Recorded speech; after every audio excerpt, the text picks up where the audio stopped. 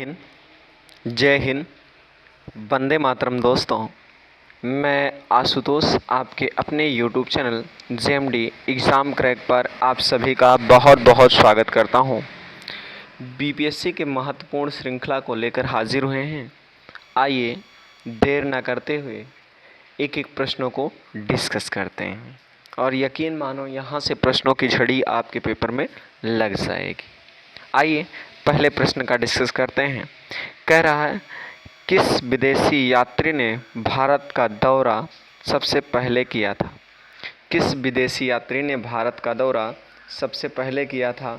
तो वो करने वाला क्या हानसांग था, या मेगास्थनीज का, या इतांग था, या फायान था? तो आप सभी लोग जानते हो सबसे पहले करने वाला जो यात्री था वो कौन था? मेगास्थनीज। इसका विकल्प नंबर 2 इसका करेक्ट आंसर है।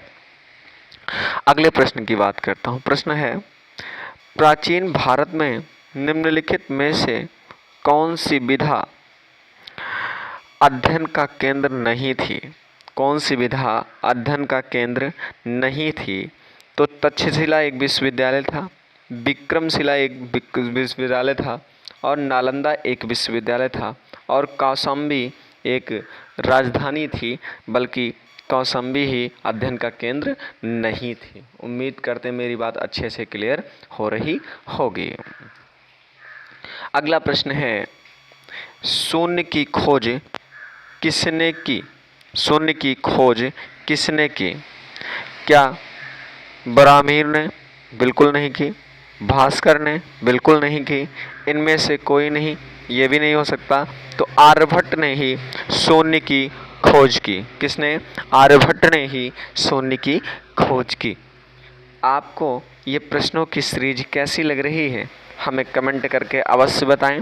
अगर प्रश्नों की सीरीज आपको अच्छी लग रही हो तो चैनल से अवश्य जुड़ें, ताकि ऐसे ही वीडियो बनाने के लिए हमें प्रोत्साहन मिलता रहे।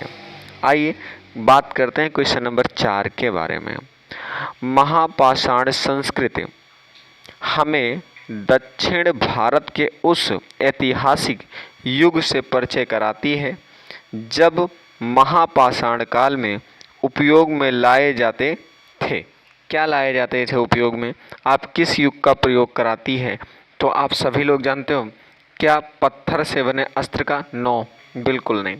पत्थर से बने औजार या उपकरणों का? बिल्कुल नहीं। पत्थर से बनी हुई दैनिक उपयोग की सामग्री का? बिल्कुल नहीं।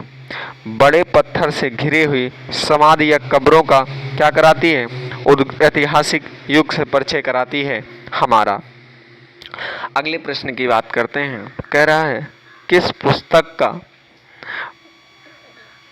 पुस्तक का 15 भारतीय और 40 विदेशी भाषाओं में अनुवाद किया गया है जा चुका है? क्या वह पुस्तक है फिरदौसी? बिल्कुल नहीं। अभिज्ञान शाकुंतलम? बिल्कुल नहीं। कथा सारिता सागर? बिल्कुल नहीं।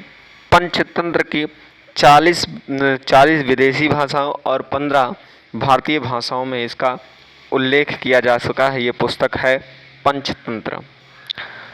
आइए क्वेश्चन नंबर 6-7 के बारे में बात करते हैं और अच्छे से समझने का प्रयास करते हैं। ये प्रश्नों की सीरीज आपको कैसी लग रही है हमें कमेंट करके अवश्य बताएं। अगर आपको प्रश्नों की सीरीज अच्छी लग रही है तो चैनल से अवश्य जुड़ें, ताकि ऐसे ही वीडियो बनाने के लिए हमें प्रोत्साहन मिलता रहे। प्रश्न है, क्या लिखा है? न्यूमिस्मेटिक्स। न्यूमिस्मेटिक्स क्या है? न्यूमिस्मेटिक्स क्या है? तो आप सभी लोग जानते हैं न्यूमिस्मेटिक प्राचीन पांडुलिपियों का अध्ययन है? बिल्कुल नहीं। तालपत्रों का अध्ययन है? बिल्कुल नहीं।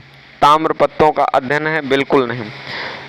जो न्यूमिस्मेटिक है वो सिक्कों और धातुओं का अध्ययन है। न्यूमिस्मेटिक एक के द्वारा ही सिक्कों और धातुओं का अध्ययन किया जाता है। अगला प्रश्न है, हितोपदेश के लेखक हैं?